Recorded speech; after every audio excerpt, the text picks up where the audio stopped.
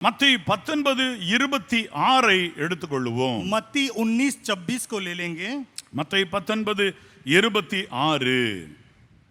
இயேசு அவர்களை பார்த்து, மனுஷரால் இது கூடாததுதான், தேவனாலே எல்லாம் கூடும் என்றார். தேவனாலே எல்லாம் கூடும் என்றார். देखिए यीशु ने उनकी ओर देखकर कहा, मनुष्यों से तो ये हो नहीं सकता, परंतु परमेश्वर से सब कुछ हो सकता है. மீட்பர் இயேசு கிறிஸ்து இன்றைக்கும் உங்களோடு கூட பேசி சொல்லுகிற வார்த்தை என்ன? छुटकारा देने वाले परमेश्वर यीशु मसीह आज के दिन आप लोगों से कहते हैं, தேவனாலே எல்லாம் கூடும். परमेश्वर से सब कुछ हो सकता है. தேவனாலே எல்லாம் கூடும். परमेश्वर से सब कुछ हो सकता है. அப்படியானால் நீங்கள் ஏன் பயப்பட வேண்டும், கலங்க வேண்டும்? ऐसा है तो आप लोगों को क्यों डरना है, क्यों चिंता करना है? உங்கள் வாழ்க்கை முழுவதும் விசுவாசத்தினால் நிறைந்திருங்கள்.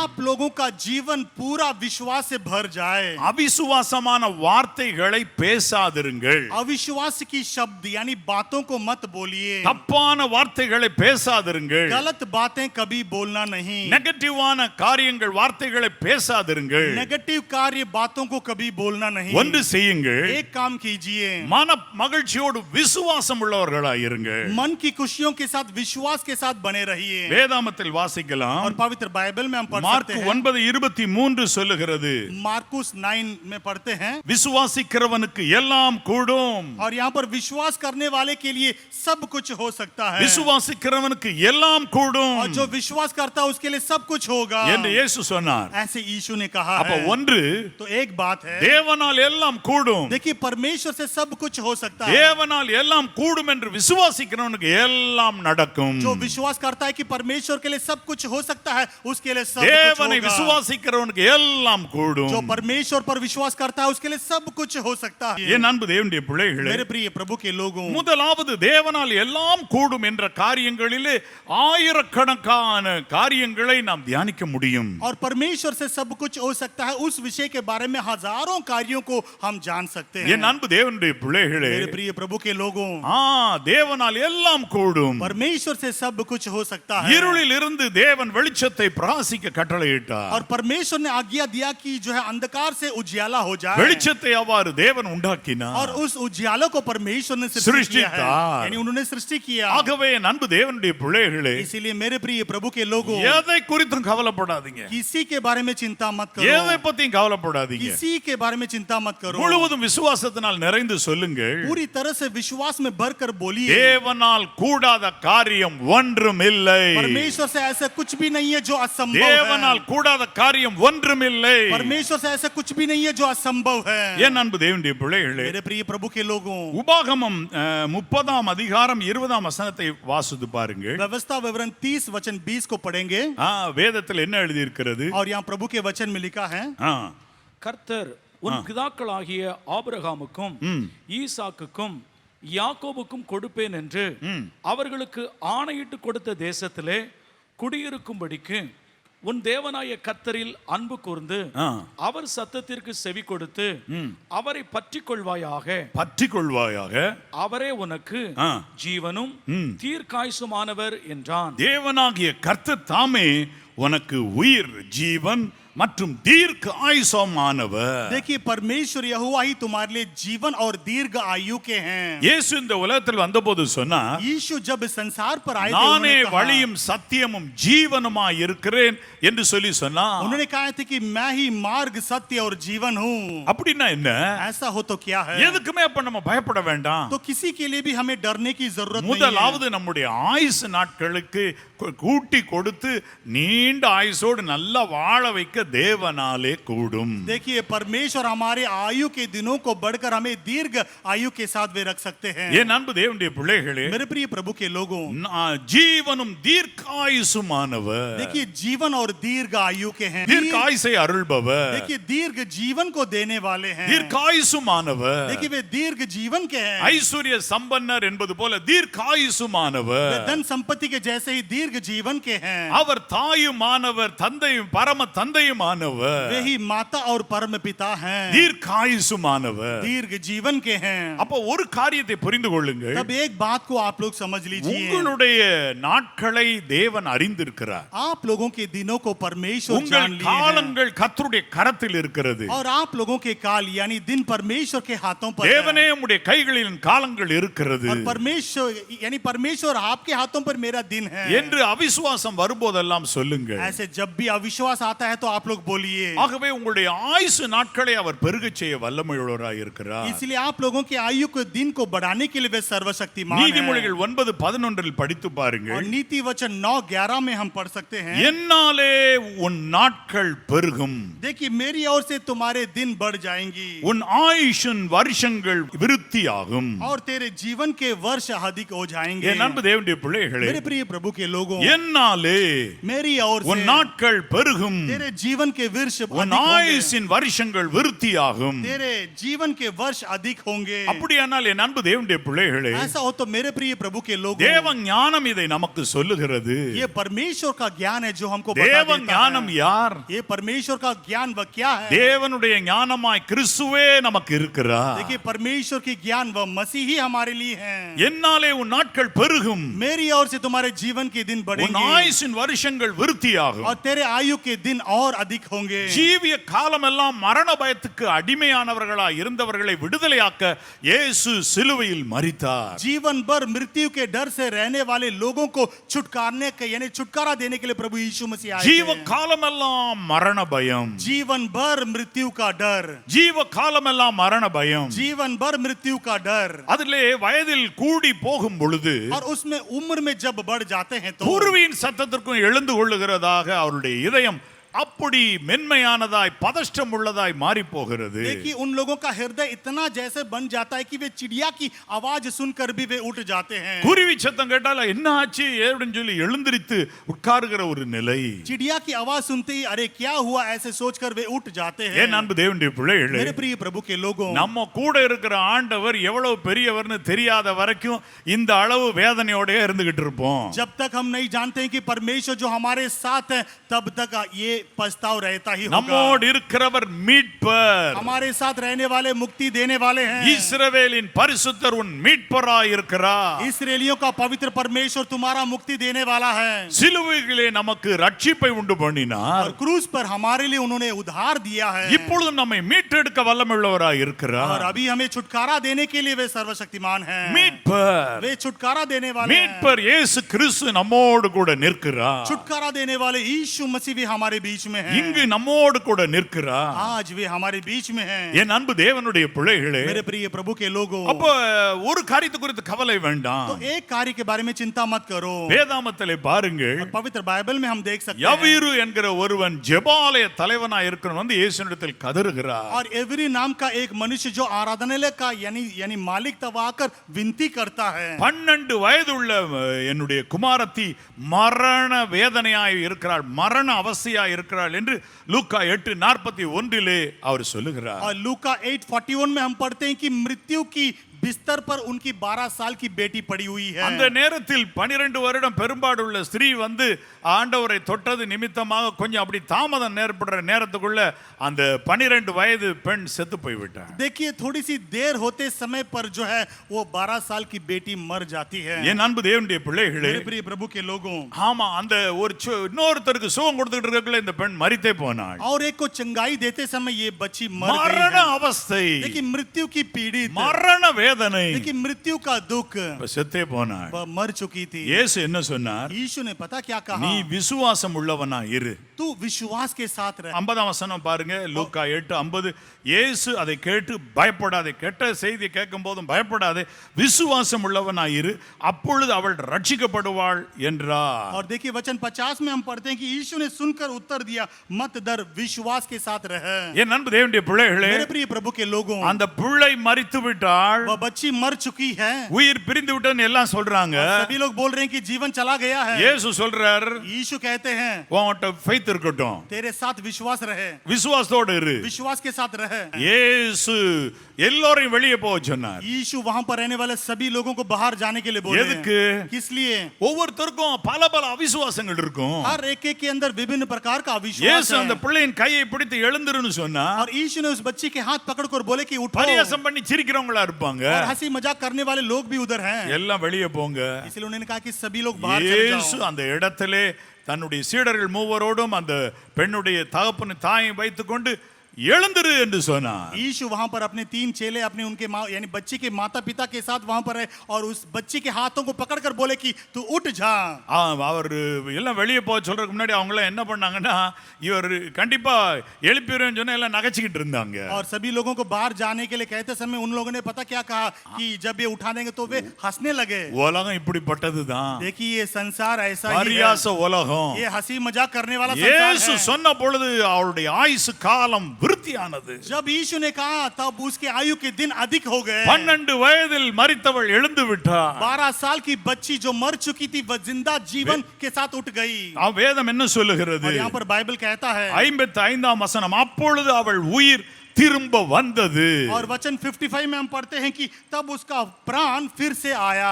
உயிர் திரும்ப வந்தது. उसका प्राण फिर आया. உள்ள வந்தது. अंदर आ गया था. அந்த பிள்ளை எழுந்து விட்டார். और वह बच्ची उठ गई. உடனே அடுத்து என்ன சொல்றாரு? और अगला वे कहते हैं மரண அவசப்பட்ட பிள்ளை, ஆகவே அவளுக்கு முதலாவது ஆகாரம் கொடுங்கப்பா. मृत्यु यानी मृत्यु की पछताव की और गई है इसलिए उसके लिए खाने के लिए भोजन दो.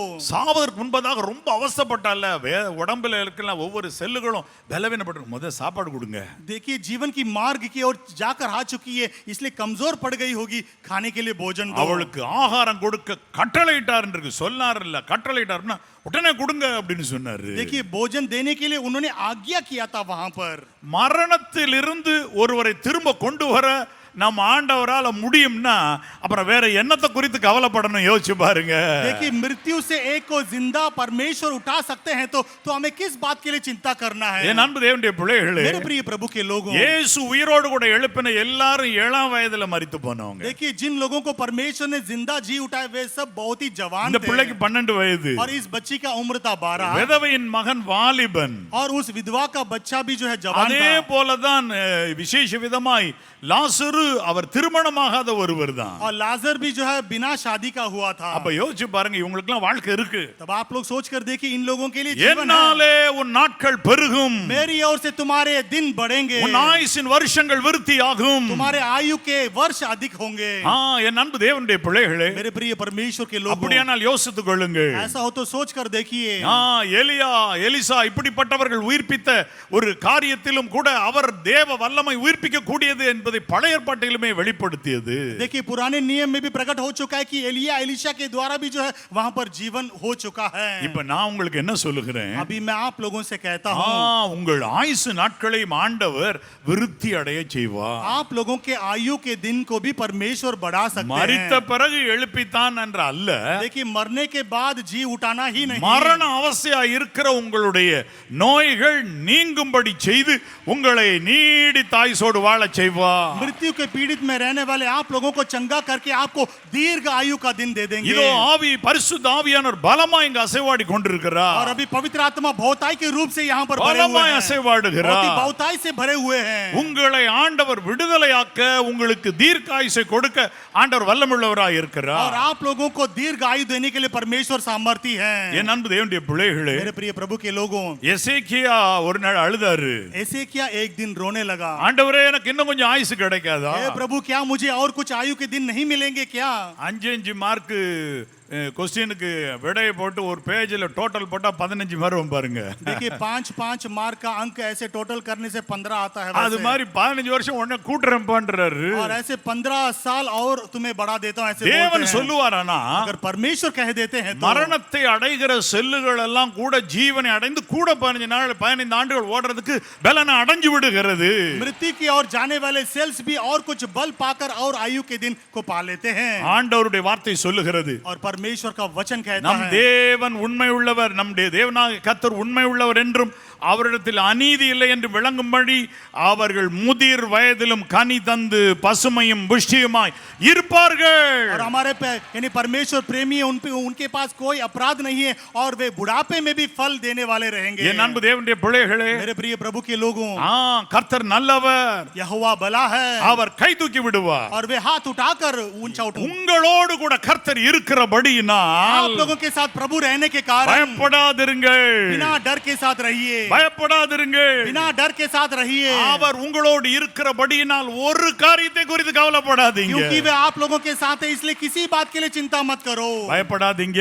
डरना नहीं. தேவனுடைய வல்லமை பெரியது, परमेश्वर का सामर्थ बड़ा है. அருமையாய் ஆண்டவர் உங்களை நடத்த வல்லமை உள்ளவர். बहुत अच्छी रीति से आप लोगों की अगुवाई करने के लिए वह सामर्थी है. அவர் உங்கள் குடும்பத்தை அழகாய் கட்டி நிறுத்துவார். वे आपके परिवार को अच्छी रीति से बनाकर बढ़ाएंगे. என் அன்பு தேவனுடைய பிள்ளைகளே, मेरे प्रिय प्रभु के लोगों, ஆமா, ஆண்டவர் உங்களுக்கு அழகாக உங்கள் வீட்டை சுற்றிலும் அரணும் கோட்டையுமாக இருப்பார். परमेश्वर आप लोगों के घर के चारों ओर एक रक्षा बनाने वाले रहेंगे. ஆண்டவர் உங்கள் ஆயுசு நாட்களை பெருக பண்ணுவார். परमेश्वर आपके आयु के दिन को बढ़ाएंगे. பயப்படாதீங்க. डरना नहीं. முதிர் வயதுல தான் நீ சாவ பேதுரு, நீ எனக்கு அருமையாய் என்னை மகிமைப்படுத்துற விதமாய் தேவனை மகிமைப்படுத்துற விதமாய் நீ மரிப்பாய்னு சொன்னிருந்தாரு. और परमेश्वर ने कहा था कि पत्रस से, हे पत्रस, तू बुढ़ापे के समय पर ही मरेगा और उस समय तू मेरी महिमा करेगा. அதே போல பேதுருனுடைய ஏழாம் அதாவது நடு வயதிலேயே அவரை சிறையில் போட்டு சாகடிக்கணும்னு நினைச்சாங்க, ஆனா முடியல. और उसी समय जो है पत्रस को उसके बीच के उम्र पर यानी उसको मारना चाहते थे, लेकिन नहीं हुआ. ஆண்டவர் உங்களையும் தன் தோளில் சுமப்பார். परमेश्वर आप लोगों को भी यानी उनके कंधों पर लेकर उठाएंगे. தீர்க்காயுசை தருவார். दीर्घ आयु के दिन आपको दे देंगे. வாழ்க்கை என்னும் பயணத்திலே தோளினிலே சுமந்து வருகிறார். வாழ்க்கை என்னும் பயணத்திலே தோளினிலே சுமந்து வருகிறார்.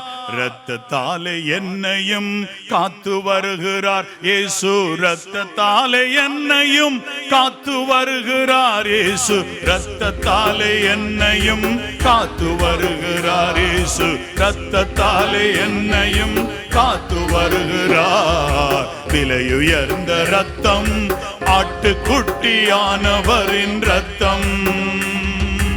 உலக தோற்றத்திற்கு முன்னே அடிக்கப்பட்டார், கொல்கொதா மலையிலே அறையப்பட்டார்.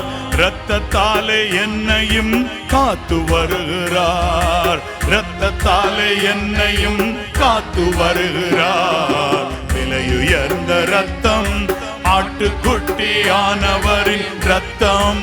ரத்தம்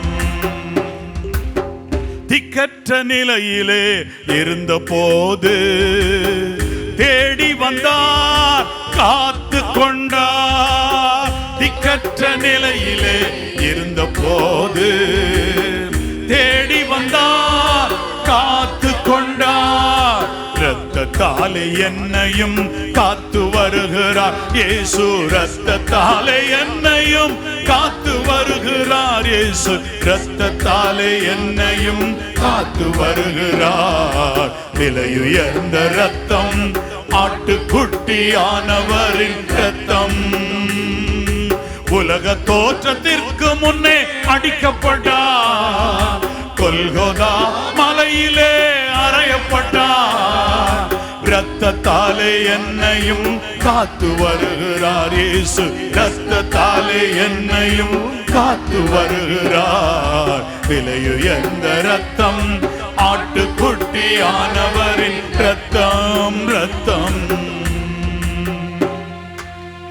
நம்ம ஆண்டவருடைய ரத்தம் இறங்கும். हमारे यानी परमेश्वर का लहू उतर कर आएगा. எங்கெங்கு உங்களுக்கு ஆயுசு குறைச்சல் இருக்கிறது, जहाँ कहीं भी आप लोगों की आयु के दिन की कमियां हैं, இன்றைக்கு அவரை உறுதியா பிடிச்சுக்கிடுங்க. आज के दिन उनको अच्छी दृढ़ता से पकड़ लीजिए. முதல்ல நான் வாசிச்ச வசனம் நீங்க பாத்தீங்களா? और यानी पहले जो वचन मैंने पढ़ा था आप लोगों உபாகம் से पढ़िए. 30:20 என்ன சொல்லுகிறது? व्यवस्था वरन 30:20 में लिखा है. 19:20 ரெண்டுலயுமே ஆண்டவர் சொல்ற, உனக்கு முன்பதாக ஜீவனையும் மரணத்தையும் ஆசீர்வாதத்தையும் சாபத்தையும் வைக்கிறேன். ஆனா நீ உன் தேவனாகிய கர்த்தர்ல அன்பு கூர்ந்து அவர் சத்தத்துக்கு செவி கொடுத்து அவரை நீ பற்றி கொள்வாயா? பற்றிக்கிட்டா போதும். இப்ப பாருங்க, ஒரு என்ஜின் போகுது பின்னாடி பெட்டிக்கிட்டு இருக்கு நானா ஓடிடுவேன் பெட்டி நினைச்சா ஓடாதுங்க देखिए परमेश्वर को अच्छी तरह से पकड़ लेना एक इंजन है उसके पीछे डब्बे हैं अगर डब्बे यानी वह सब सोचेंगे कि मैं अपने आप में चल पड़ूंगा वह नहीं होगा என்ஜினோடு போய் அது பற்றி கொண்டா போதும் அவ்வளவுதான் देखिए इंजन के साथ लग जाने से बस उतना ही है 10 பெட்டி 15 பெட்டினால ட்ரெயின் இழுத்துக்கிட்டே போகுது 10 या यानी 15 डब्बे को भी वह खींच कर ले जाएगा தேவனை பற்றிக்கொள் परमेश्वर को पकड़ लो இயேசு மகாராஜாவை பற்றிக்கொள் यीशु महाराजा को पकड़ लो உன் ஆயுசு காலத்தை கூட்டி கொடுப்பார் आप लोगों के आयु के दिन को अधिक करके ஏன் இப்படி देंगे வார்த்தை வருது ऐसा वचन क्यों आ रहा है ஓ உனக்கு விரோதமா என்ன தீமைகள் இருக்குன்னு இல்ல நீ பயந்துகிட்டு இருந்தியோ அதெல்லாம் போக்கதான் ஆண்டவர் இன்றைக்கு வார்த்தை தருகிறார் आप लोगों के विरुद्ध जो भी बुराइयां जिसे देखकर आप लोग डर रहे थे उसे दूर करने के लिए परमेश्वर का वचन आ रहा है